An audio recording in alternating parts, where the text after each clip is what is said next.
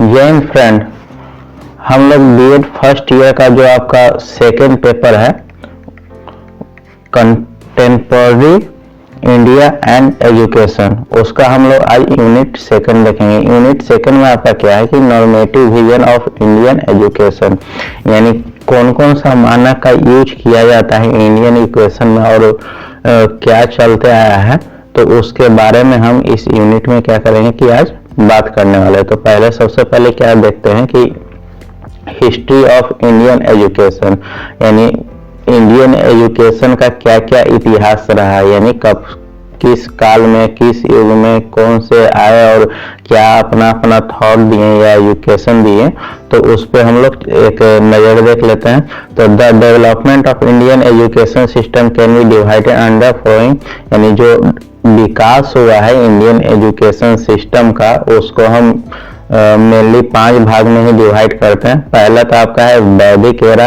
वैदिक एरा जो कि वेद व्यास द्वारा या वैदिक युग जिसको हम क्या कहते हैं वेदांता भी कहते हैं, तो उसका जो ईस्वी है आपका वो 3000 BC से लेके 500 BC तक का रहा है। 3000 BC करने का मतलब है कि बिफोर क्रिश्चियन, यानी ईसा मसीह के जन्म से पहले का जो काल था उसे हम क्या कहते हैं BC कहते हैं। और 3000 BC से लेके 500 BC तक जो है वैदिक एरा रहा, यानी वैदिक युग या आप इसको युग या काल भी कह सकते हैं, वो दोनों का मतलब सेम ही होता है, ठीक है। तो ये लगभग आपका कितना 250 वर्ष तक का युग रहा था, यानी 2500 वर्ष तक का युग रहा था वैदिक एरा। फिर सेकेंड आपका था बुद्धिस्ट एरा, यानी बौद्धिक काल। बौद्धिक काल जो है आपका 500 BC से लेके 1200 AD, यानी बिफोर क्रिश्चियन, यानी ईसा मसीह के जन्म से 500 साल पहले से लेके ईसा मसीह के जन्म के 1200 साल के बाद तक का युग को हम क्या कहते हैं बौद्धिस्ट एरा। ये लगभग आपका जो है 1700 साल का जो काल था वो 1700 साल का था। और इस बौद्धिस्ट एरा में ही आपके क्या आया था कि महावीर भी इसी एरा में ही है, तो उनका इसमें जिक्र नहीं है, पर बौद्ध और महावीर दोनों क्या था कि साथ साथ आए थे। उसके बाद आपका थर्ड जो है वो क्या है मुस्लिम एरा, यानी मुस्लिम युग जो मोहम्मद साहब जो दिए थे, तो इसी का जो है भारत में आया गया था लगभग। मोहम्मद साहब तो पहले ही आए थे, पर इंडिया में अगर हम बात करें तो 1200 ईस्वी में लगभग कुछ द्वारा, यानी कुछ उनके अनुयायी थे, उनके द्वारा इंडिया में इस एजुकेशन को लाया गया। और ज़्यादा इस पे फोकस किसने किया, बाबर ने किया। फिर उसके बाद उनके जो पोते अकबर और उनके बेटे हुमायूं के द्वारा इस जो एजुकेशन सिस्टम का है ये इंडिया में क्या किया गया कि डेवलप किया गया। तो जो आपका मुस्लिम युग था वो लगभग 500 साल का था। तो 500 साल जो कि 1200 से लेके 1700 ईस्वी तक रहा। फिर उसके बाद क्या आया 1700 के बाद 1700 में लगभग ब्रिटिश जो है भारत में इन कर गए थे। तो जो ब्रिटिश युग रहा वो आपका 1800 ईस्वी से लेकर 1947 जो कि देश आजाद के पहले तक का जो काल है उसको हम लोग क्या कहते हैं ब्रिटिश एरा। और यहाँ पे जो एजुकेशन था वो क्या एजुकेशन हो गया था, वो मॉडर्न एजुकेशन हो गया था, यानी स्कूल कॉलेज वगैरह सारा चीज। ये आगे हम देखते हैं कि किस युग में किस टाइप का स्कूल चला करता था, उसके बारे में हम लोग बात करेंगे। और पश्चिमा जो आपका एजुकेशन एरा है वो है पोस्ट इंडिपेंडेंस एरा, यानी स्वतंत्रता के बाद जो एजुकेशन मिला हमें, यानी एजुकेशन सिस्टम रहा, वो उस एरा को हम क्या कहेंगे पोस्ट इंडिपेंडेंस एरा, जो कि 1947 से लेके अभी तक का जो समय है वो हमारा इसमें आएगा, ठीक है। तो अगर इसका एरा को अगर आपको याद करना होगा तो एक सिंपल सा ट्रिक बता देते हैं। जैसे देखिए वैदिक एरा तो आपको क्या करना है कि 3000 से स्टार्ट करना है और कहाँ तक गया था तो 500 साल तक गया था, यानी ईसा मसीह के जन्म के 500 साल पहले तक। तो ये आपका कितना 2500 साल का लगभग युग रहा, ठीक है। और बुद्धिस्ट एरा जो था वो क्या था आपका 17 साल का युग था। तो ये 500 से स्टार्ट हुआ है और कहाँ पे गया है, 1200 से गया, और ये 500 पे याद रखिएगा, इसमें इन्वॉल्व कर दिया, यानी 1200 में 500 अगर ऐड कीजिएगा तो 1700, और ये जो 1700 इसका जो यानी युग या काल था वो क्या हो जाएगा कि 1700 जो ये वाला लास्ट आया है इसमें आ जाएगा। तो इस टाइप से ट्रिक का यूज करके आप क्या कर सकते हैं कि याद कर सकते हैं इसी तरीके से। तो जो हमारा प्राचीन भारत एशियन जो एजुकेशन था उसको हम लोग क्या किए थे कि दो भागों में डिवाइड किए थे। पहला तो एशियन इंडियन एजुकेशन जो शुरुआत का था ये वैदिक एरा में। तो वैदिक एरा में एशियन इंडियन एजुकेशन में हम लोग जो बात किए थे वो किस चीज की बात किए थे, वेद की बात किए थे, जो हमारा ऋग्वेद, सामवेद और चतुर्वेद और एक और अर्थवेद, जो 4 आपके वेद हैं उसके बारे में जानकारी लिया गया था। तो वेद कहने का मतलब क्या होता है कि नो अबाउट ऑल मटेरियल, जैसे आपका वाटर हो गया यानी जल हो गया, पानी, फायर हो गया, फिर आपका क्या हो जाएगा, बिलीव इन गॉड, गॉड में इसमें लगभग आदमी क्या करते हैं कि विश्वास करते हैं। तो मटेरियल के वायु, जल, अग्नि इस सब के बारे में जानकारी जो हमें कौन से देते हैं, वैदिक एरा में ही जो हमारे वेदांता है या जो वेद हैं उसमें हमें क्या मिला है, इसके बारे में जानकारी मिला है। उसके बाद बुद्धिस्ट एरा में आपको क्या जो है वो एजुकेशन में इसमें न्याय के बारे में और सत्य और जो आपका उद्देश्य है उसके बारे में बात किया गया है।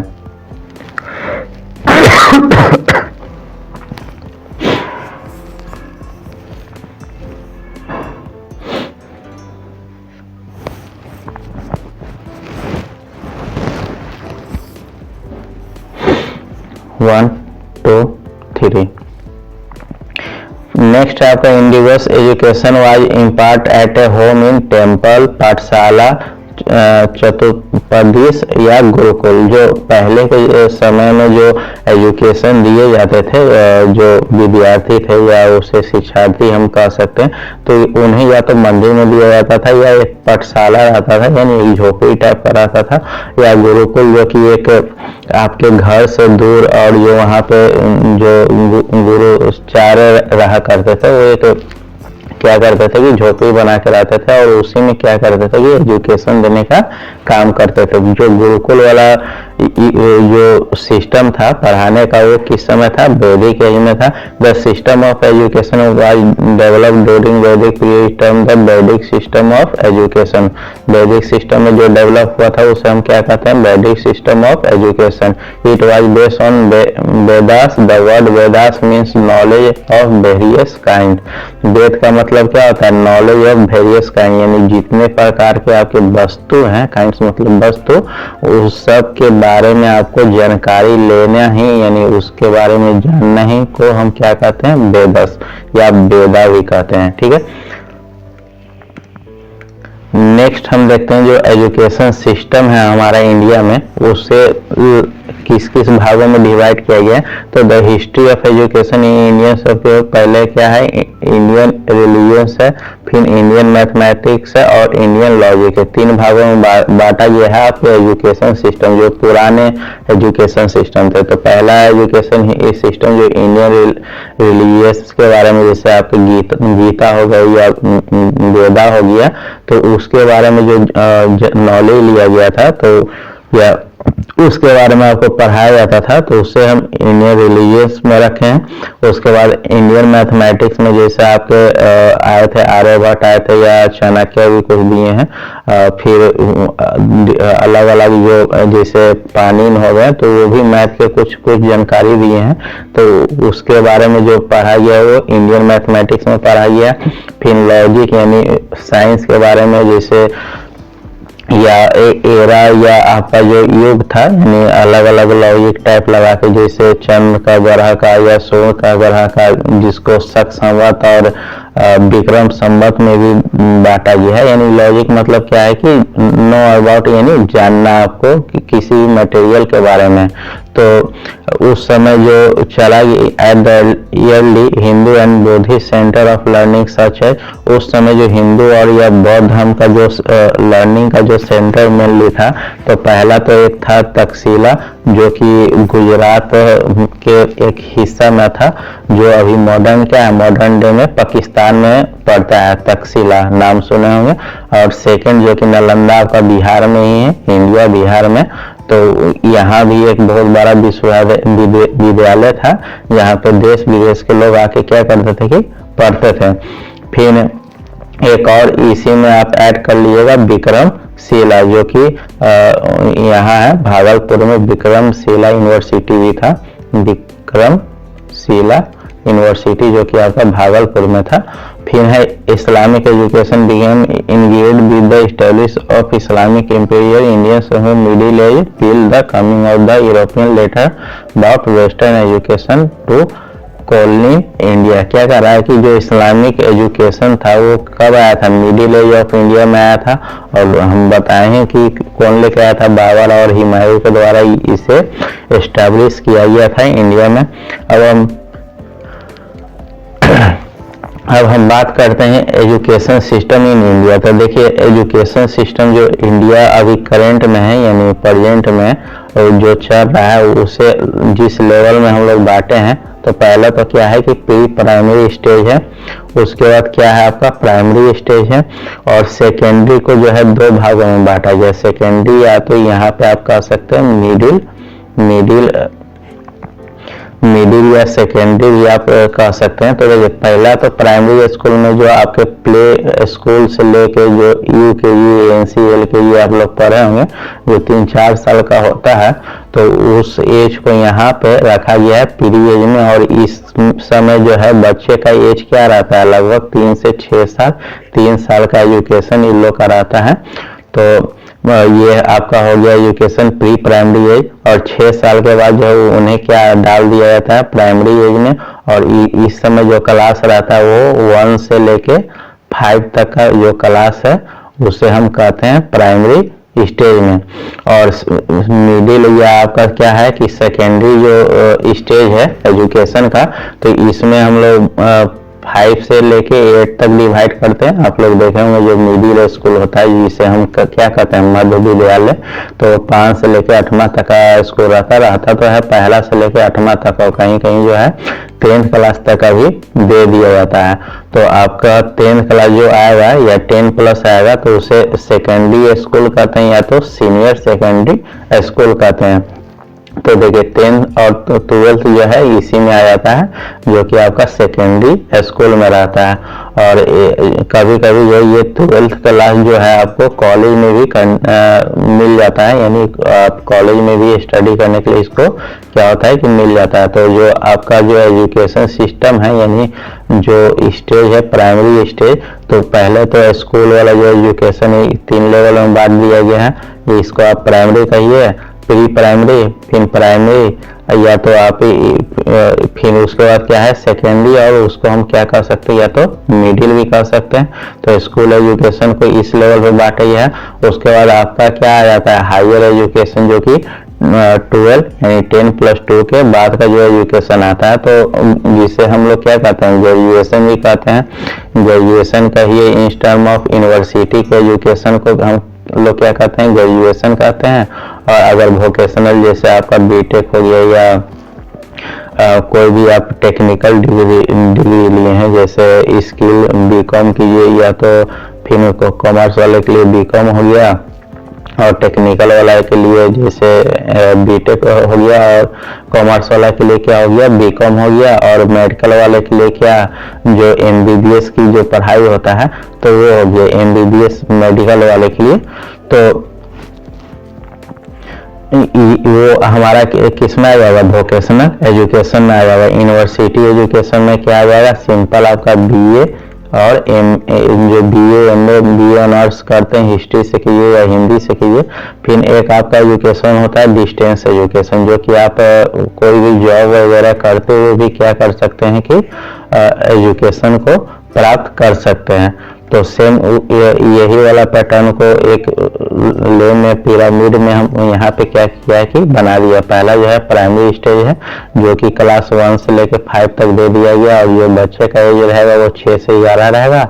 सेकेंडरी स्टेज जो कि 6 से 10 का है, और बच्चे का एज जो है वो 11 से लेके क्या हो जाएगा कि 15 साल तक का हो जाएगा। फिर हायर सेकेंडरी एज का जो लिया गया है वो क्या है 10 के बाद 11th और 12th का, इसका एज आपका 16 और 17 हो जाएगा। और ग्रेजुएशन का जो उठाता है तो प्रोफेशनल जो वोकेशनल कोर्स करते हैं जो बीटेक या एमबीबीएस किए तो उनका 4 साल या 5 साल का कोर्स होता है। यूनिवर्सिटी का जो है वो 3 साल का होता है, और वोकेशनल ये डिस्टेंस एजुकेशन 3 साल का भी हो सकता है और 4 साल का हो सकता है। वो डिपेंड करेगा कि आप ये दोनों में से किसका कोर्स जो है वो आप ज्वाइन करते हैं। ठीक है,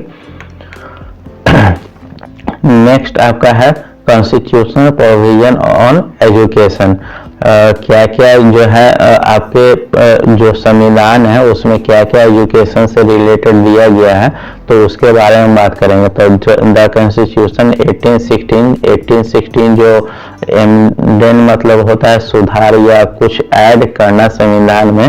तो अब 2002 में क्या किया गया कि आर्टिकल 21 में एक आर्टिकल को क्या किया गया कि ऐड किया गया। क्यों ऐड किया गया तो इस समय जो गवर्नमेंट थी वो अटल बिहारी वाजपेयी जो कि बीजेपी की सरकार थी, तो उन्होंने क्या किया था कि फ्री एंड कंपलसरी बच्चा को कौन से बच्चे को फ्री और कंपलसरी दे रहे थे तो 6 to 14 ईयर का। और आप लोग देखे हैं कि 6 to 14 ईयर का जो है बच्चे उस किस क्लास में बिलोंग करते हैं 1 से लेके 10 क्लास तक के जो बच्चे हैं उन्हें इस एज में रखा गया है। तो जो भी 10 क्लास तक के जो एजुकेशन इंडिया में प्राप्त करेंगे उन्हें क्या दिया जाएगा फ्री दिया जाएगा और कंपलसरी है, यानी उनके लिए क्या है बहुत ही जरूरी है।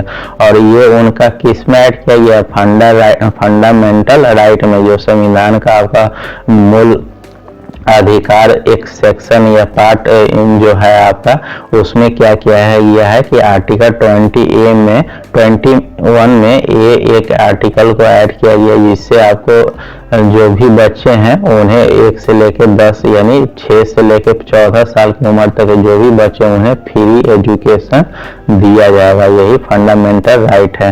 तो 12 major constitutional provision on education, इसका मेन जो 12 जो एजुकेशन प्रोविजन का जो प्रॉफिटेबल है उसके बारे में हम बात करेंगे।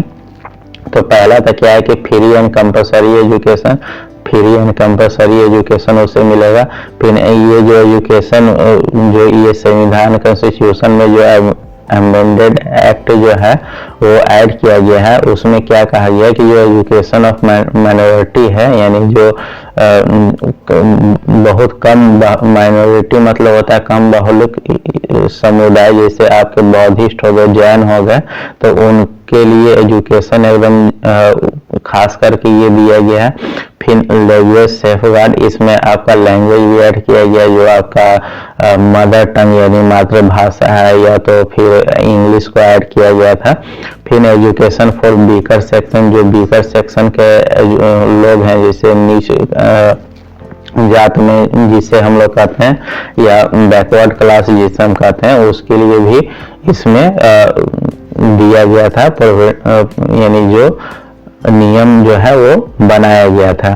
फिर पश्चिमा क्या है सेकुलर एजुकेशन, यानी ये क्या है धर्म निरपेक्ष एजुकेशन रहेगा, यानी कोई भी धर्म के बच्चे कोई भी जाति से बिलोंग करते हो वो क्या उन सभी के लिए एजुकेशन फ्री ऑफ कॉस्ट रहेगा। ऐसा नहीं है कि हिंदू को मिलेगा मुस्लिम को नहीं मिलेगा, ये सबके लिए एजुकेशन क्या है कि बनाया गया था। Equal opportunity in educational institute, यानी जो एजुकेशनल इंस्टीट्यूट है उसमें सभी को इसके लिए इक्वल अपॉर्चुनिटी मिलेगा, यानी यहाँ से जो आप पढ़ाई स्टडी करके निकलिएगा तो वो जो सर्टिफिकेट मिलेगा वो सब जगह क्या होगा कि वैलिड रहेगा।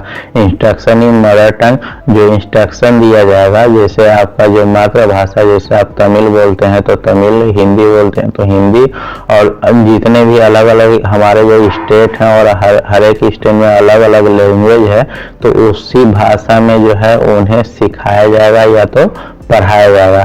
फिर क्या मेजर चेंजेस था, प्रमोशन ऑफ हिंदी, यानी हिंदी को इसमें क्या किया गया था कि प्रमोट किया गया था। देखिए जो स्कूल है उसमें 3 लैंग्वेज बेसिक पढ़ाए जाते हैं।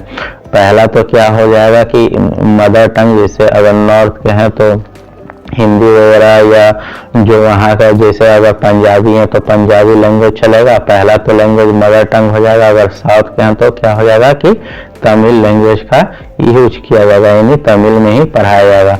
और सेकंड लैंग्वेज जो है वो हिंदी रख दिया गया, और थर्ड लैंग्वेज को जो है इंग्लिश लैंग्वेज रखा गया। तो जो आप स्कूल में पढ़ते हैं वो 3 लैंग्वेज, पहला तो 3 लैंग्वेज पढ़ते हैं, और उसके बाद आपको क्या किया जाता है कि साइंस या सोशल साइंस का या मॉरल जो एजुकेशन है या मैथ है उसका नॉलेज दिया जाता है। यहाँ पे बहुत जगह जो है हिंदी को हटा के और संस्कृत भी रख दिया गया है, ऐसा कोई जरूरी नहीं है, वो अलग अलग जो स्टेट है उस पर डिपेंड करता है। नेक्स्ट है हायर एजुकेशन एंड रिसर्च, इसके हेल्प से जो हायर एजुकेशन और रिसर्च है उसमें भी मदद मिलता है। फिर वुमेन एजुकेशन पे भी ध्यान दिया गया है। तो ये सारे बेनिफिट हैं किसका, जो 2002 में जो 1860 अमेंडेड एक्ट लाया गया था उसके द्वारा। इसका एम क्या है, जो एम जो एजुकेशन जो अमेंडेड 1860 जो लाया गया था, जो सुधार करके संविधान में, तो उसका एम क्या था, तो मेन एम तो अभी हम लोग देख लीजिए, जो मेजर चेंजेस हुआ वही हमारा क्या है, एम है। एक बार हम देख लेते हैं कि आर्टिकल किसे कहते हैं और शेड्यूल कैसे कहते हैं। तो जो हमारा संविधान है उसे क्या किया गया है कि 395 यहाँ पे आपका 412 लिखा हुआ है, पर है 395 आर्टिकल, और 12 पार्ट में क्या किया गया है कि डिवाइड किया गया। और एक शेड्यूल जिसे कहते हैं, जिसे हम हिंदी में क्या कहते हैं कि अनुसूची, वो आपका क्या है कि ये 12 शेड्यूल है, और पार्ट जो है वो 22 है, यानी 22 भागों में जो है संविधान को बांटा गया है। और उसमें टोटल कितने आर्टिकल है, 395। हो सके न्यू अपडेट में ये 412 आ गया होगा। और देख लीजिए पुराना बुक के अनुसार जो है आपका संविधान में पार्ट जो है वो कितना है, लिख देते हैं एक बार। पार्ट है वो 22 है आपका, आर्टिकल है आपका 395, और जो आपका शेड्यूल है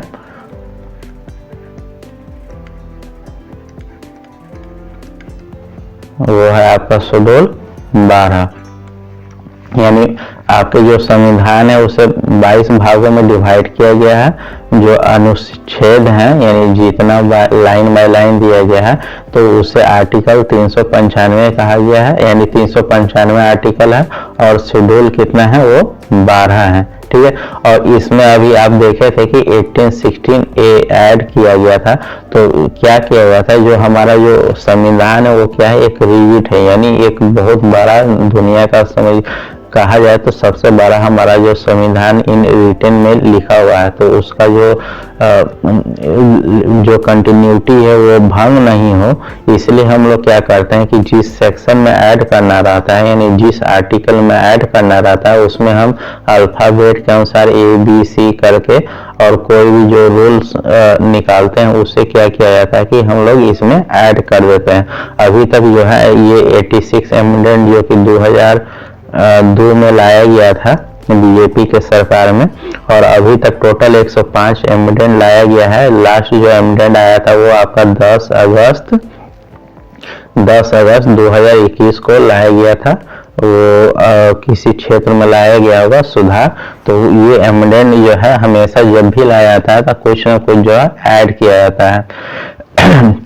और जो 2002 का जो 86A है उसे हम राइट टू एजुकेशन भी नाम से जानते हैं कि राइट टू एजुकेशन जो बच्चे हैं 6 से लेके 14 साल के बच्चे उन्हें फ्री और कंपलसरी जो है एजुकेशन दिया जाएगा। इस आर्टिकल में ये चीज को ऐड किया था, इसलिए इसे हम कहते हैं राइट टू एजुकेशन।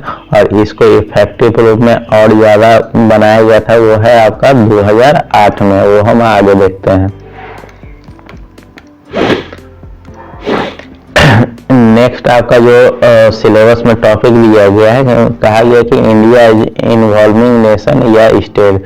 जो इंडिया है वो क्या है, इन्वॉल्विंग मतलब उभरता हुआ देश है या तो राज्य है। तो आप लोग पढ़े हैं कि या आप लोग जानते हैं कि जो इंडिया है वो यूनियन ऑफ स्टेट है। इसके बारे में हम लोग बात करते हैं कि हमारा जो देश है या संविधान है वो किस अनुसार चलता है। तो पहले तो हम देखते हैं कि विजन, यानी जो उभरता भारत है इंडिया, तो उसका क्या विजन है। India involving nation can set mainly around the country digital transformation. जो हमारा कंट्री है उसमें क्या हो रहा है कि डिजिटल ट्रांसफॉर्मेशन हो रहा है। The digital India programme has been formed to transform India into a country that is digitally. जो प्रोग्राम डेवलप किया जा रहा है या बनाया जा रहा है वो इंडिया को किस ओर ले जाने के लिए, डिजिटली एम्पावर बनाने के लिए और boost of a good knowledge economy, यानी उससे क्या किया जा रहा है कि बूस्ट किया जा रहा है एक अच्छे इकोनॉमिक नॉलेज के लिए। देयर आर 3 की विजन ऑफ दिस प्रोग्राम। इसका मेन 3 विजन है जो कि डिजिटल इंडिया का है। पहला तो क्या है कि digital infrastructure as a core utility to every citizen. जो इंफ्रास्ट्रक्चर करने का मतलब है जो संरचना बनाया जा रहा है वो क्या बनाया जा रहा है कि डिजिटली बनाया जा रहा है। जैसे पहले जो है आप लोग एग्जाम देते थे तो वो एग्जाम क्या देते थे, ऑफलाइन देते थे, पर अब देख रहे हैं कि बहुत सारा ऑनलाइन जो है सेंटर बनाया जा रहा है, यानी इंफ्रास्ट्रक्चर बनाया जा रहा है हर एक सिटीजन जो भी नागरिक है उनके लिए, कि जिससे वो आसानी से किसी भी वर्क को कर सकते हैं। तो ये आपका डिजिटल इंफ्रास्ट्रक्चर में आ जाएगा। फिर governance and service on demand. जैसे पहले एक एग्जाम्पल से देखिए, जैसे पहले आपको इनकम सर्टिफिकेट बनाना रहता था या थाना में FIR करना पड़ता था, तो उसके लिए आपको ब्लॉक में या तो जो वहाँ का सरकारी विभाग था तो वहाँ तो पहले आपको क्या करना पड़ता था कि विजिट करना पड़ता था, जाना पड़ता था। तो ये सब चीज को क्या टाइम टू टाइम जो है जो इंडियन गवर्नमेंट है वो उससे खत्म करने के लिए आगे बढ़ रही है। और जो सर्विस का डिमांड है, जैसे पहले इसमें बहुत पेचीदा वर्क होता था, इसे क्या कर रही है कि जो डिजिटली है उसके मदद से जो गवर्नमेंट है उसे क्या कर रही है कि सुधार कर रही है और इजी कर रही है। फिर क्या हो रहा है कि डिजिटल एम्पावरमेंट ऑफ सिटीजन। जैसे जो सिटीजन्स है उन्हें क्या किया जा रहा है कि डिजिटली एम्पावरमेंट किया जा रहा है, यानी उन्हें मजबूत बनाया जा रहा है। जैसे पहले जो है पैसे का लेन देन करने में या किसी भी चीज से लेकर अभी देख रहे होंगे कि हर एक व्यक्ति जो इंडिया के सिटीजन है उनके हर एक व्यक्ति के हाथ में क्या है कि मोबाइल है, और लगभग उन्हें नेट वगैरह का जानकारी है, वेब ब्राउजिंग का जानकारी है, दुनिया का पूरा नॉलेज वो मोबाइल में एक तरह से ले सकते हैं। तो धीरे धीरे वो क्या हो रहा है कि डिजिटल एम्पावरमेंट बन रहा है और मजबूत बन रहा है। और जैसे उन्हें फोन पे या ऑनलाइन शॉपिंग वगैरह करना हो तो ये सब भी वो इजी आसानी से क्या कर रहे हैं कि कर पा रहे हैं। तो इस तरह से वो क्या बन जा रहे हैं कि डिजिटल एम्पावरमेंट बढ़ रहे हैं जो इंडिया के सिटीजन है। तो इससे भी क्या हो रहा है कि हम कह सकते हैं कि जो भारत है वो उभरता हुआ भारत है। फिर आपका है नेचर ऑफ इन्वॉल्विंग इंडिया। क्या प्राकृतिक है इन्वॉल्विंग इंडिया का? तो India is focusing of self dependence model on entrepreneur to boost the economy. यानी जो इंडिया जो है वो किस पे फोकस कर रहा है? सेल्फ डिपेंडेंस, यानी दूसरे, जैसे अभी के डेट में अगर आप देखें तो हम लोग का क्या है कि इंपोर्ट ज़्यादा है और एक्सपोर्ट क्या है वो कम है। इंपोर्ट और एक्सपोर्ट का मतलब क्या होता है कि किसी भी वस्तु या प्रोडक्ट को हम लोग भारत में क्या कर रहे हैं कि ला रहे हैं और भेज बहुत कम रहे हैं। इसलिए जो इंडिया का फोकस है वो किस पे डिपेंड है, सेल्फ डिपेंडेंसी पे डिपेंड हो रहा है। और नए नए जो एंटरप्रेन्योर हैं उन्हें क्या किया जा रहा है कि डेवलप हो रहे हैं और वो हमारे जो इकोनॉमी को है वो क्या कर रहे हैं कि बूस्ट करने का काम कर रहे हैं। India focus on make in India model which is giving to rise to new business.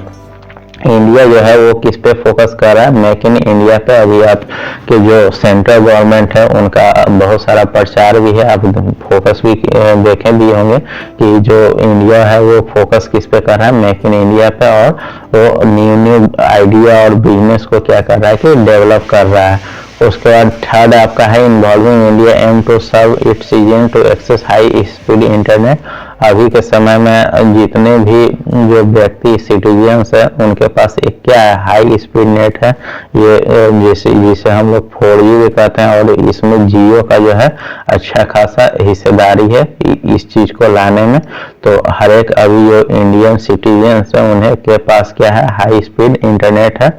It offer mobile phone and bank account to enable citizen participate in digitally finance sphere. अब उनके पास क्या है, मोबाइल फोन है और bank account enable है और वो mobile से ही क्या कर रहे हैं कि सारा चीज को इजीली कंट्रोल कर रहे हैं। It aim to offer easy access to common service centre. वो आसानी से कॉमन सर्विस सेंटर जो कि जो गवर्नमेंट का सर्विस और डिमांड वाला था उसे क्या कर रहे हैं कि इजी एक्सेस कर सकते हैं। It also facilitate the save private space on a public cloud to foster safe and secure cyber space. ये ऑल्सो जो फैसिलिटी दे रहे हैं, यानी देख रहे हैं कि अगर आप व्हाट्सएप से मैसेज करते हैं तो किसी दूसरे के पास नहीं पहुंच रहा है, तो एक तरह से सेफ। और जब पहले आप चिट्ठी के द्वारा भेजते थे कोई भी आप लेटर या कुछ भी, तो बीच में इंटरप्ट होने का चांसेस ज़्यादा रहता था, जो कि ये सब चीज़ क्या हो गया कि अब खत्म हो गया। नेक्स्ट यहाँ पे silent feature of involving India है, तो वही बात यहाँ पे भी किया जा रहा है। इसका स्क्रीनशॉट ले लीजिएगा और देख लीजिए क्या क्या है जो पीछे बताया गया उसी के अनुसार है। पूरा हम बताएंगे तो वीडियो बहुत ज़्यादा लंबा हो जाएगा, इसलिए ये आपके ऊपर छोड़ा जा रहा है। इसे एक बार आप पढ़ लीजिएगा, ठीक है। नेक्स्ट आपका हम देखते हैं federal structure implication for educational system. तो फेडरल स्ट्रक्चर देखिए जो पूरे वर्ल्ड में है वो दो टाइप से गवर्नमेंट चलती है, एक तो फेडरल गवर्नमेंट है और दूसरा होता है unitary government. Article 1(1) say that India A union of state. India क्या है, राज्यों का संघ है, यानी इसमें एक यानी जो कंट्री है उसमें बहुत सारा क्या है कि राज्य है। और इसे किस में दिया गया है, पार्ट 5 में। हम आपको बताएं कि इंडिया का जो संविधान लिखा गया है उसमें टोटल पार्ट कितना है, वो 22 है, ठीक है। और पार्ट 5 में क्या कहा गया है इसके बारे में पूरा डिटेल में लिखा गया है कि द यूनियन है। और 6 पार्ट में जो है वो स्टेट के बारे में कौन कौन से राज्य हैं उसके बारे में पूरा का पूरा इसमें बताया गया है। और आर्टिकल 1 का 3 से territory of India consider state union territory. और इंडिया के पास कुछ यूनियन टेरिटरी है, वो कौन कौन से है वो हम आगे बात करेंगे। पहले तो हम समझते हैं कि फेडरल गवर्नमेंट क्या होता है और यूनिटरी गवर्नमेंट में क्या डिफरेंस है, अगर ये आपको एग्जाम में पूछ देता है तो देखिए फेडरल गवर्नमेंट जो है वो 2 लेवल का, स्टेट लेवल का जो है गवर्नमेंट होता है। एक तो सेंट्रल गवर्नमेंट हो गया, दूसरा क्या होता है स्टेट गवर्नमेंट। सेंट्रल गवर्नमेंट में आपके पीएम रहते हैं, जिसे हम लोग क्या कहते हैं, प्राइम मिनिस्टर यानी प्रधानमंत्री। और स्टेट गवर्नमेंट में जो सर्वा रहते हैं वो उन्हें कहते हैं सीएम यानी चीफ मिनिस्टर। फिर सेकंड पॉलिटिकल पावर क्या हो जो है वो 2 लेवल में शेयर हो जाता है, यानी पीएम और सीएम के रूप में। जो कॉन्स्टिट्यूशन है वो क्या है हमारा है, रिजिड है और कोडिफाइड है, यानी जो हमारा कॉन्स्टिट्यूशन है वो क्या है, कठोर है। और कोडिफाइड मतलब होता है कि संहिता, यानी एक बार जो हमारा संविधान लिख दिया गया है वो उसे जल्दी हम लोग क्या करते हैं कि चेंज नहीं करते, यानी रिजिड है, और जो है वो संहिता यानी स्टेप बाय स्टेप जो है हमारा संविधान या जो फेडरल गवर्नमेंट में जो संविधान है वो स्टेप बाय स्टेप लिखा हुआ रहता है। दो डिफरेंट टाइप ऑफ लॉ, यानी दो डिफरेंट टाइप के लॉ इसमें यूज होते हैं। सेंट्रल का अलग होता है और स्टेट का लॉ का अलग होता है, पर इसमें भी सेंट्रल का जो लॉ है वो लगभग हर एक स्टेट पे अप्लाई होता है, और जरूरत के अनुसार जो स्टेट है वो अपना अपना लॉ जो है कुछ न कुछ बनाती है। तो जैसे एग्जांपल में इंडिया का जो गवर्नमेंट है या तो यूएस का गवर्नमेंट है वो किस पे चलती है, तो फेडरल गवर्नमेंट के अनुसार ही चलती है, ठीक है। उसके बाद यूनिटरी गवर्नमेंट में क्या होता है कि only one level of government होता है, यानी इसमें स्टेट का कोई मतलब नहीं, बस एक सेंट्रल गवर्नमेंट होता है, वही उसी को यानी चलाती है। जो पॉलिटिकल पावर है सेंट्रल गवर्नमेंट ओनली, और इनके जो सर्वा रहते हैं वो कौन सा रहते हैं, प्रेसिडेंट भी कहा जाता है, या अलग अलग देश में जो है वो उस पर डिपेंड करता है कि उन्हें चांसलर कहा जाए या प्रेसिडेंट कहा जाए। फिर क्या है, constitution is flexible and unconfined, यानी इनका जो कॉन्स्टिट्यूशन रहता है वो फ्लेक्सिबल रहता है यानी लचीला रहता है, यानी उसको इजीली हम लोग यानी उसे इजीली वो लोग क्या कर सकते हैं कि सुधार सकते हैं या बहुत सारा चेंजेस कर सकते हैं। और उनका जो संविधान लिखा हुआ अनकॉडिफाई है, यानी क्रमबद्ध तरीके से उनका जो संविधान है वो नहीं लिखा हुआ है। फिर only one set of law uniform for whole country, केवल एक ही सेट ऑफ लॉ यूनिफॉर्म है। जैसे चाइना का आप देखेंगे कि चाइना के जो शी जिनपिंग जो वहाँ के प्रेसिडेंट है ओनली एक सेंटर है, और वहाँ पे आप देखेंगे कि जो प्रेसिडेंट है बस वही क्या है, सर्वा है। फिर चाइना हो गया या इसके बेस पे आप ये उत्तर कोरिया जो नॉर्थ कोरिया है उसमें भी एक ही है, उसमें स्टेट से मतलब नहीं है, दो लेवल का गवर्नमेंट वहाँ पे क्या है कि नहीं है। फिर यूके का भी बात कीजिएगा तो वहाँ भी दो लेवल का गवर्नमेंट नहीं है, पर कुछ लेवल में है भी, पर मेनली जो चाइना है वो किस पे डिपेंड करता है, यूनिटरी गवर्नमेंट पे। तो दो टाइप के गवर्नमेंट है, दोनों में अंतर आप लोग को पता चल गया है। नेक्स्ट वही है, फेडरल गवर्नमेंट को दो लेवल में बांटा गया है। फिर पॉलिटिकल पावर जो कि पीएम और सीएम, और दोनों का जो लॉ है थोड़ा थोड़ा क्या होता है कि अंतर होता है। अब हम देखते हैं जो federal feature of Indian constitution, जो फेडरल गवर्नमेंट है उसका क्या क्या जो है फीचर्स है यानी उपलब्धि है। पहला तो क्या है, ये कॉन्स्टिट्यूशन क्या है, रिटन फॉर्म में लिखा हुआ है, डुअल गवर्नमेंट होता है, एक पीएम और सीएम होते हैं। फिर इंडिपेंडेंट जुडिशरी होता है, यानी जो सुप्रीम कोर्ट और हाई कोर्ट, यानी सेंट्रल गवर्नमेंट के लेवल पर अगर आप देखिएगा तो सुप्रीम कोर्ट को सर्वा माना जाता है, और हाई कोर्ट को स्टेट पे माना जाता है सर्वा। तो वो क्या है, इंडिपेंडेंट है, यानी गवर्नमेंट से उन्हें ज्यादा मतलब नहीं रहता है, यानी गवर्नमेंट का पावर इन पे नहीं चलता है। बहुत बार आप लोग देखे होंगे कि जो डीएम हो या कोई भी मंत्री या कुछ किसी भी तरह का ओल झोल करते हैं तो उस समय क्या करता है कि कोर्ट उसमें दखलंदाजी करके उस पर क्या करता है, पिटीशन फाइल करता है, या तो उसे क्या करता है कि रोक लगा देता है। तो ये भी एक फायदा है। फिर क्या है, बाई क्रिमिनल लेगेसी, यानी दो तरह का इसमें जो है जैसे मुख्यमंत्री वाला जो बात है वो दो तरह का नियम कानून है, दो कॉन्स्टिट्यूशन है। डिवीजन ऑफ पावर, इसे क्या किया गया है कि दो भागों में डिवाइड किया गया है पावर को, एक स्टेट लेवल पे और एक सेंट्रल लेवल पे।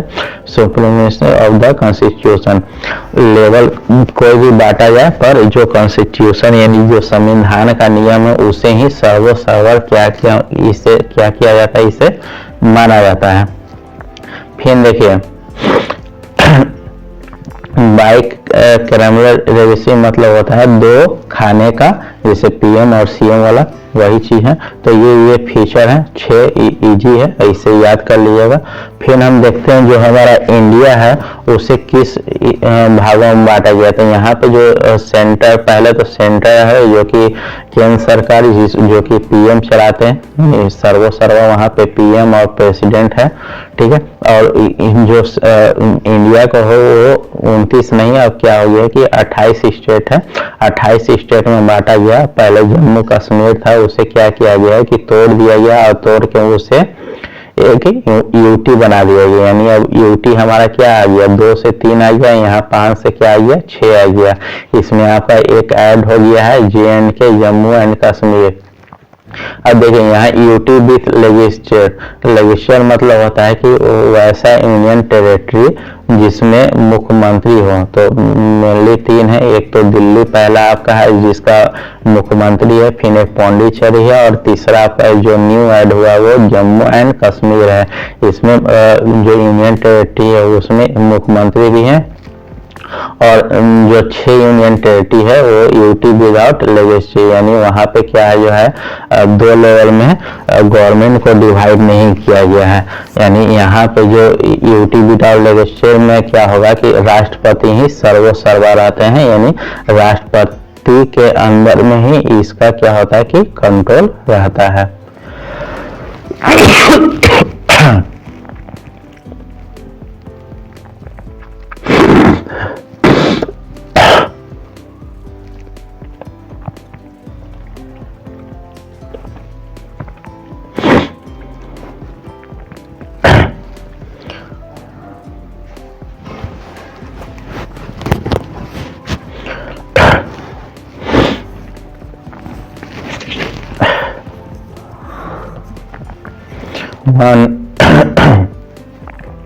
One two three. तो क्लियर है। आपका इंडिया में क्या है, 28 स्टेट है, राज्य है, उनका नाम आप लोग देख लीजिएगा। यूनियन टेरिटरी जिनके मुख्यमंत्री यानी सीएम है वो 3 है, और विदाउट मुख्यमंत्री वाले कितने हैं, 6 हैं। अब जो स्टेट है उन्हें 2 भागों में बांटा गया, अर्बन और रूरल, यानी शहर और ग्रामीण। तो एक डाटा दिया गया है, वो उतना इम्पोर्टेंट है नहीं, अगर आपको याद करना है तो कर भी सकते हैं। तो अर्बन पे जो पॉलिटिकल पावर है वो उसे क्या जो है 3 भागों में बांटा जाता है। पहला तो म्युनिसिपल कॉरपोरेशन जो कि नगर निगम आपका होता है, फिर म्युनिसिपैलिटी जो कि आपका नगर परिषद होता है, और नगर पालिका भी इसी के ऊपर डिपेंड करता है, वो नगर परिषद के ही ऊपर इसे कहा जाता है। और इस सब का क्या होता है कि टाइम टू टाइम चुनाव होता है। और गांव के बात पे कीजिएगा तो डिस्ट्रिक्ट आएगा, ब्लॉक आएगा, और इसमें जो है जो गांव है उन्हें 2 लोग चलाते हैं, एक तो ग्राम सभा, दूसरा क्या है ग्राम पंचायत। तो ये इतना इम्पोर्टेंट है नहीं सिलेबस के अकॉर्डिंग। आपका role of government in the education system, government का क्या क्या रोल है उसके बारे में हम देखते हैं। तो जो हमारा गवर्नमेंट है वो क्या है, ड्यूली है, यानी फेडरल गवर्नमेंट है, एक तो स्टेट लेवल पे और एक सेंट्रल लेवल पे है। तो गवर्नमेंट का क्या क्या ड्यूटी है, देखिए carry out the study in education problem as a part of responsibility to provide the leadership in education thought from time to time and the public their finding the, यानी time to time क्या किया जाता है कि जो हमारे नेता हैं वो देखते हैं कि क्या क्या कमियां हैं, और उसे क्या करते हैं कि दूर करने का काम करते हैं। तो सबसे पहले जो है एक मेजर चेंजेस लाया गया था, यानी नेशनल एजुकेशन पॉलिसी आपका जो है वो 1964 में लाया गया था। जो कमीशन लाया गया था उसे हम लोग कोठारी कमीशन भी कहते हैं, कोठारी कमीशन कहते हैं, जो कि 14 जुलाई 1964 को लाया गया था। और इनके जो चेयरपर्सन थे वो कौन थे, दौलत सिंह कोठारी थे। तो जो डेमोक्रेसी है, जो लोकतंत्र है, उसका क्या क्या फीचर्स है वो हम एक बार देख लेते हैं। तो देखिए जो in democracy the final decision making power must rest with those who elected by the people, यानी जो पब्लिक के पास ही जो है फाइनल जो है डिसीजन मेकिंग का पावर आता है, जो कि पीपल जो है वो इलेक्ट करते हैं। जो हम लोग आप जो है लोकतंत्र में क्या करते हैं, जो प्रधानमंत्री हो या तो मुख्यमंत्री हो, जिन्हें हम लोग चुन के भेजते हैं, वही जो है वो उस नियम या कानून को बनाने का काम करते हैं और सभी के लिए बनाते हैं। फिर a democracy must be based on free and fair election. जो डेमोक्रेसी है वो क्या होता है, फ्री का चुनाव होता है लोकतंत्र, और फेयर एजुकेशन यानी उसमें किसी भी तरह का क्या होता है कि धांधली नहीं होता है। जो आप मत का अपना प्रयोग करते हैं तो उसमें आपको क्या चार्जेबल रहता है, कुछ भी चार्जेबल नहीं रहता। आप किसी व्यक्ति को वोट दे सकते हैं और उससे क्या कर सकते हैं कि चुन सकते हैं। In a democracy is adult citizen must have one vote, यानी जितने भी अडल्ट सिटीजन्स हैं जो कि 18 साल के ऊपर के हैं उनके पास क्या है एक वोट रहता है, और उनका वैल्यू यानी 1 काउंट किया जाता है, यानी उन्हें 1 काउंट किया जाता है, यानी उनका जो वोट दिया जाता है उनका वैल्यूएशन 1 के बराबर होता है। A democratic government rule with limit seat by constitutional law citizen to right. जो डेमोक्रेटिक गवर्नमेंट होता है जो भी नियम बनाते हैं वो लिमिट बनाते हैं और सेट करते हैं, और जो संविधान का नियम उसी के अनुसार ही जो वहाँ की जनता है उसके लिए बनाते हैं। The opposition party are allowed to function free before and after the election. जो अपोजिशन पार्टी है हमारे इंडिया में वो क्या है, वो गवर्नमेंट पर कोई भी सवाल खड़ा भी कर सकते हैं, पूछ सकते हैं, ऐसा इसमें कोई दिक्कत नहीं होता। अगर वही आप चाइना की बात कीजिएगा तो चाइना में जो शी जिनपिंग है उनके खिलाफ न वहाँ का कोई प्रशासन बोल सकता है, न कोई भी पॉलिटिकल पार्टी बोल सकता है। तो ये जो हमारा लोकतंत्र है, डेमोक्रेटिक गवर्नमेंट है, उसका ये क्या है कि एक बेनिफिट है। और फंडामेंटल प्रिंसिपल ऑफ पॉलिटी क्या है, इक्वलिटी है, यानी जो भी या तो वो सत्ता में रहे या तो विपक्ष में रहे उन सभी को क्या किया जाता है कि एक जैसा ट्रीट किया जाता है। नेक्स्ट आपका क्या है, aim and purpose of education. क्या उद्देश्य या पर्पस है शिक्षा का। तो पहला तो उद्देश्य क्या है कि development of character building. A teacher should try his level best to cultivate interest in the child which it ultimately follow by the longing for the acquisition of knowledge and improve the conduct. जो teacher होते हैं वो क्या करते हैं कि जो student या पीपल हैं तो उनका क्या करते हैं कि एक कैरेक्टर बिल्डिंग डेवलप करने में बहुत कारगर होते हैं वो, क्योंकि टीचर को पता रहता है कि जो बच्चे का क्या में इंटरेस्ट है, और उसी के अनुसार जो है बच्चे को जो है टीचर क्या करते हैं कि उसी अनुसार नॉलेज देते हैं या उसी के अनुसार उन्हें ट्रीट करते हैं और उन्हें इम्प्रूव करने में मदद करते हैं। तो जो कैरेक्टर बिल्डिंग का काम जो है वो टीचर पे बहुत ज़्यादा डिपेंड करता है, ठीक है। फिर शिक्षा का क्या उद्देश्य है, तो development of social outlook and social understanding. The child of today is citizen of tomorrow. जो अभी के बच्चे हैं वो एक कल के हमारे देश के क्या होंगे कि नागरिक रहेंगे। और जब एक बढ़िया अगर उनका परवरिश या सोशल आउटलुक होगा तो वो एक बढ़िया क्या कर सकते हैं कि एक अच्छे देश का निर्माण कर सकते हैं या डेवलप कर सकते हैं, या एक अच्छे समाज का तभी निर्माण कर सकते हैं। तो इसलिए development of social outlook and social understanding में भी बहुत ज़्यादा इम्पोर्टेंट है। फिर development of human relationship. Next आपका क्या है, डेवलपमेंट ऑफ ह्यूमन रिलेशनशिप। देखिए एक बढ़िया जो चाइल्ड है वो अगर अच्छा विचार रखता है माइंड में और किसी भी चीज़ को अच्छा तरीके से सोच सकता है, यानी उसका जो डेवलपमेंट होगा, जैसे आपका फिजिकल डेवलपमेंट हो गया या तो मेंटल डेवलपमेंट हो गया, वो अच्छे तरीके से अगर किसी भी बच्चे का होता है तो क्या करते हैं कि एक ह्यूमन रिलेशनशिप बिल्ड करने में बहुत ही अच्छे तरीके से कारगर होते हैं। फिर चौथा क्या है शिक्षा का उद्देश्य, तो वो सेल्फ रियलाइजेशन कर सकते हैं, यानी एजुकेशन के द्वारा वो खुद की जो उनमें जो पावर है या उनमें जो डिफरेंट है, क्योंकि आप लोग पढ़ रहे हैं कि हर एक बच्चा जो है एक दूसरे से कुछ ना कुछ क्या है कि डिफरेंट है। तो एजुकेशन के मदद से उन्हें सेल्फ रियलाइजेशन करने में क्या करता है कि मदद मिलता है। और इस पे फोकस क्या करते हैं कि टीचर जो है उन्हें अच्छे से जानकारी देते हैं कि उनमें क्या जो है काबिलियत है और उस पर वो ज़्यादा से ज़्यादा क्या करे कि फोकस करे। To develop the habit of thinking. Education के द्वारा उनके विचारों में या उनके माइंड में क्या होता है कि डेवलप होता है थिंकिंग के बारे में, यानी वो अच्छे से किसी भी चीज के बारे में क्या कर सकते हैं कि सोच विचार कर सकते हैं, और उनका जो मेंटल का पावर है वो भी क्या होता है कि इंक्रीज होता है। फिर क्या है, डेवलपमेंट ऑफ सिविक रिस्पॉन्सिबिलिटी। अब एक जो बच्चा है या एक मैन है वो सोसाइटी और स्टेट के लिए उन्हें क्या क्या रिस्पॉन्सिबिलिटी है उसके बारे में भी एजुकेशन के द्वारा क्या होता है कि बताया जाता है। तो इसमें भी क्या किया जाता है कि हेल्प मिलता है, एजुकेशन का उद्देश्य भी यही है।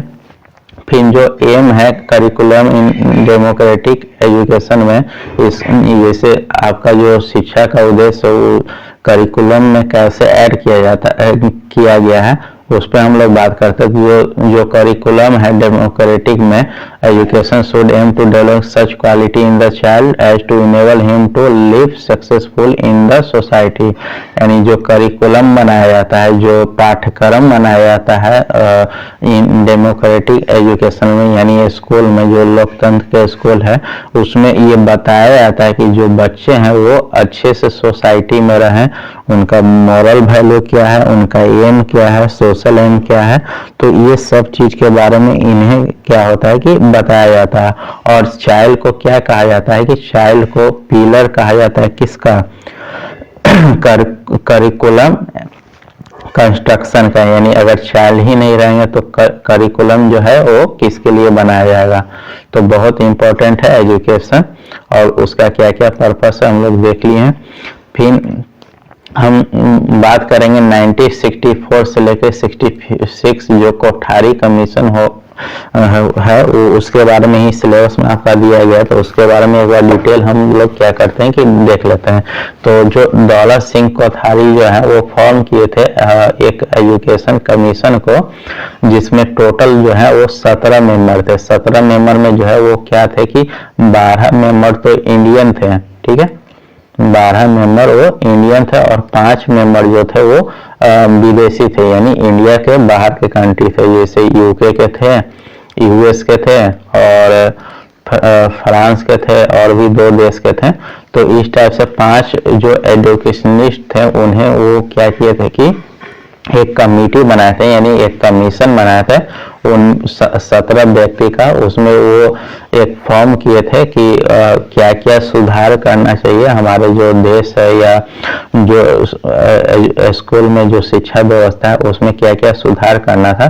तो 2 साल तक जो है वो क्या इस कमीशन को गठन करने के बाद 2 साल का टाइम लगा, और जो भी ये 17 मेंबर थे वो हर एक स्कूल और यूनिवर्सिटी में जा कर क्या किया कि रिसर्च की, और उसी के अकॉर्डिंग जो है किस टाइप से एजुकेशन का जो सिस्टम है उसे बिल्ड किया जाए उस पर बात किया गया। तो जो मेन फोकस इम्पोर्टेंट इम्प्रूवमेंट किया गया था कोठारी कमीशन का, तो वो तो है social and economic standing of the teacher in the country and aim upgrading the pay scale of the teacher। उसी समय जो टीचर का जो इस पे स्केल था, यानी जो पेमेंट था, उससे क्या किया गया कि बढ़ाया गया था। नहीं तो पहले जो स्कूल के टीचर वगैरह थे तो उनका पेमेंट बहुत ही कम था और उनका वैल्यूएशन भी उतना नहीं मिलता था, और चाहे उन्हें जो है फैसिलिटी उतना नहीं मिलता था। फिर particular at the school level, it also gave a detailed dictionary revised pay scale for teacher at all level।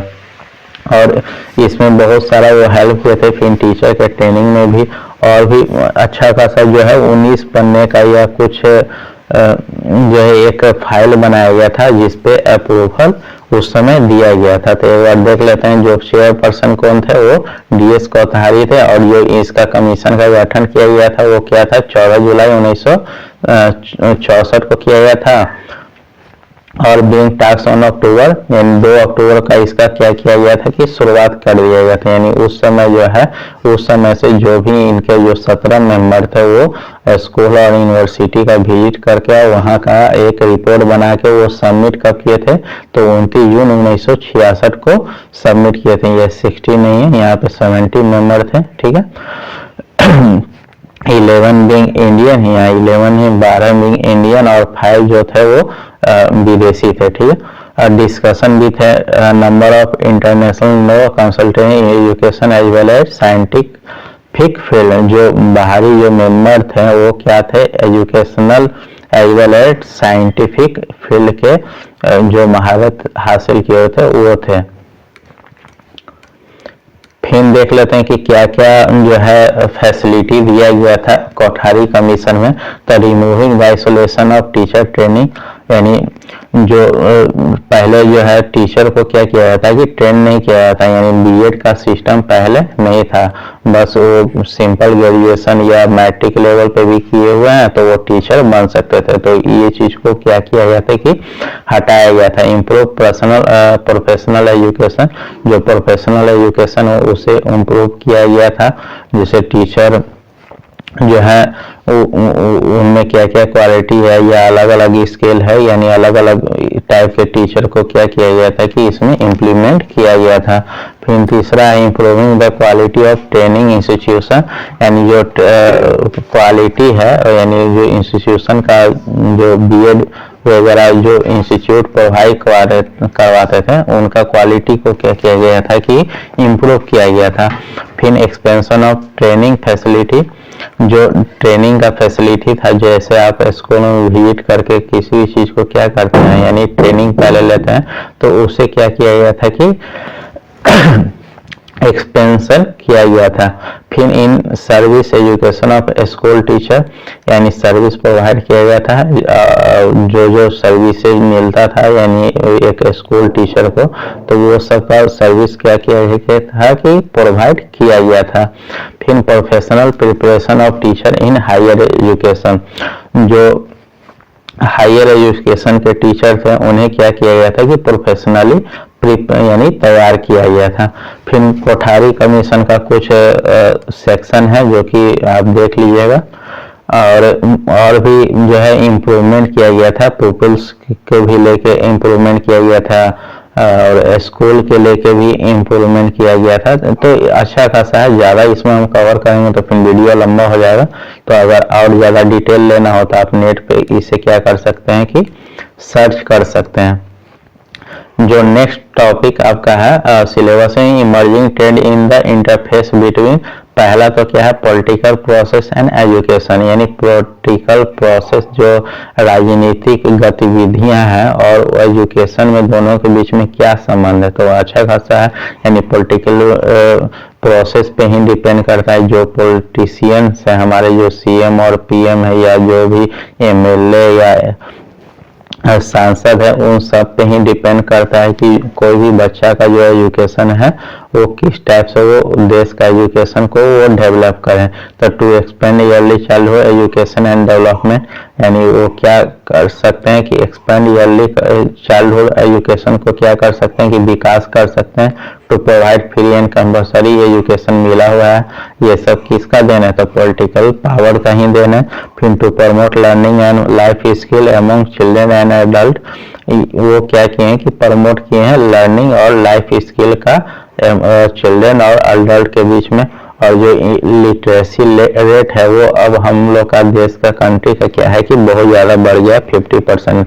वही अगर आप देखिएगा 90-50 के दौरान तो जो लिटरेसी रेट था वो बहुत कम था और एक जेंडर इनक्वालिटी भी पढ़े होंगे तो उस समय भी उस पर भी क्या था कि बहुत कम था। तो ये सब जो है पोजीशन को या ग्रोथ को बढ़ाने में जो है पॉलिटिकल प्रोसेस का बहुत ज़्यादा ही योगदान था।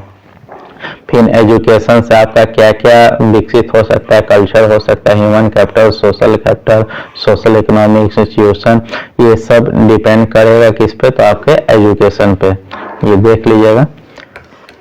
नेक्स्ट आपका है इकोनॉमिक डेवलपमेंट एंड एजुकेशन। तो पहले भी हम लोग बात कर चुके हैं कि एजुकेशन से ही इकोनॉमिक डेवलपमेंट होता है, वो पूरी तरीके से क्या उस पर डिपेंड करता है।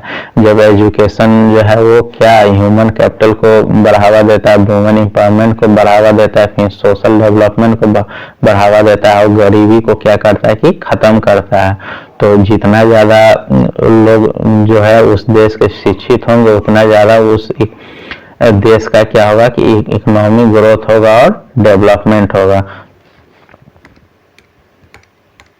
नेक्स्ट है आपका social culture change and education. देखिए सोशल और कल्चर चेंज क्या होता है एजुकेशन के द्वारा, तो एजुकेशन के हेल्प से समाज और जो आपका रीति रिवाज है, लाइफ स्टाइल है, उसमें क्या हुआ कि बहुत सारा चेंजेस भी आया है। Social culture change refer to the way people perceive and real different situations that involve culture difference. Society that are more open have more chance of resolving the diversity issue through the dialogue.